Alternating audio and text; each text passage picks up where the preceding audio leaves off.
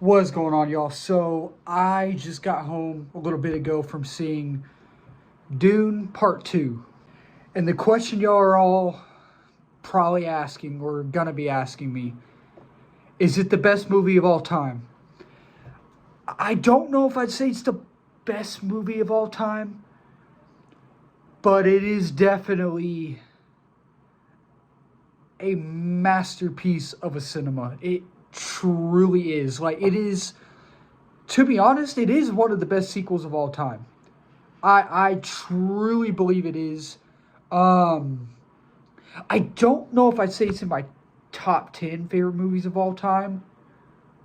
I could probably say top 20 of all time. But it is, look, what all of the press, the fans, the critics, the like audiences and all of those people, what they're saying about this movie, it's straight up facts. It really is. Like, it is that good. Timothy Chalamet is amazing in this movie.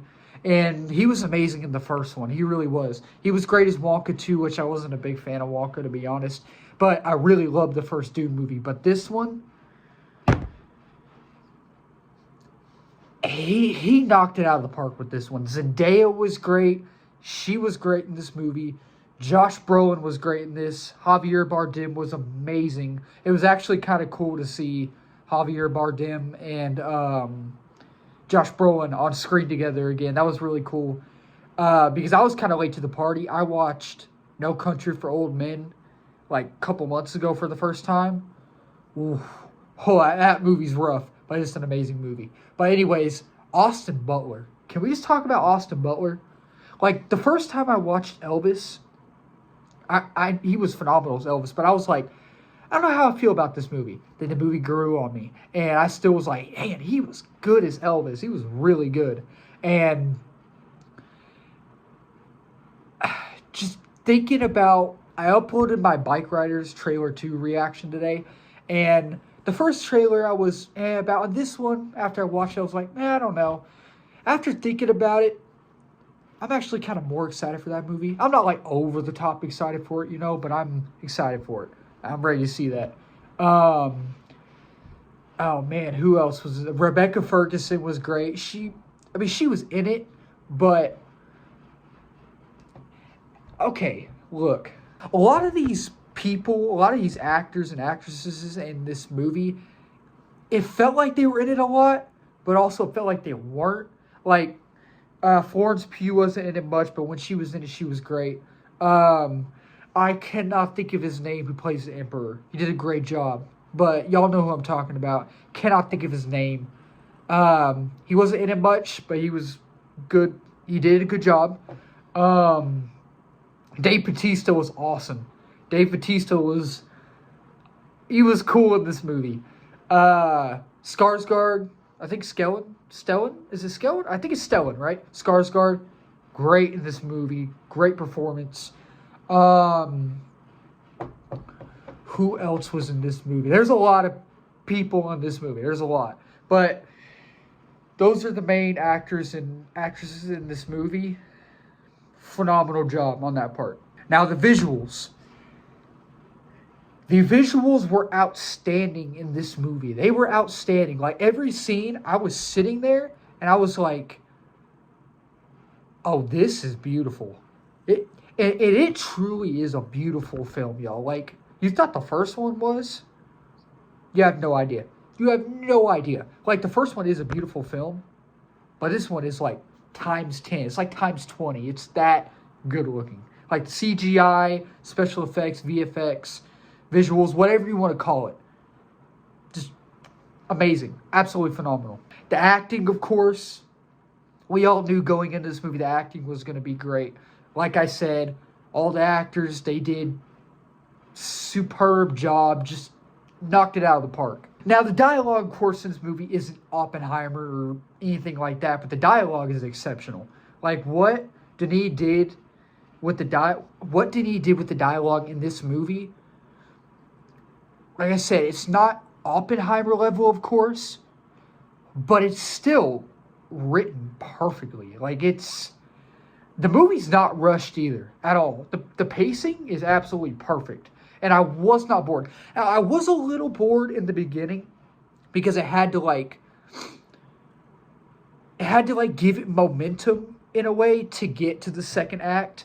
And in the first act, I was like, okay, it feels a little sluggish, a little sluggish. But when it started getting to the second act, I was like, okay, it's picking up a little bit. It's picking up pace. It's getting there. And I was like, okay, this is getting really, really good. So that was the pacing. It wasn't bad at all. It wasn't rushed. Pacing was fine. Was not rushed at all. The story's great. I mean, it takes place 2 minutes after the first one. So it's like part two. That's why they call it part two. And the story is the same as the first movie. They're both the same story. But the story was phenomenal. Nothing more really to say about the story. It was great. And I cannot wait for the third one. I think Denis said the script is already done. It's going to be called Dune Messiah, which I cannot wait for that. And can we just talk about two things in particular? A, the characters themselves. And B, the action. The thing I like about how this movie and the first movie were done is that it focuses on the story. Of course it does, because that's important. The story's important. But the characters are the most important thing. And these characters are written to perfection. To perfection. They're so likable. You care about these characters, and you care about what they're doing, what they say, where they're going, what happens to them. You care about them. And I was so excited for everything in this movie. I was excited about everything going into this movie. But I was mostly excited about the characters. I could not wait. And like I said, the action. That final fight scene, I promise you, people were hyping it up. It's everything. It's everything you would expect it to be. Now, my only gripe is that it's not really a gripe per se. And I don't have many gripes about this movie. I don't even think I have 3 gripes. But I wish that action scene was longer because it was dope.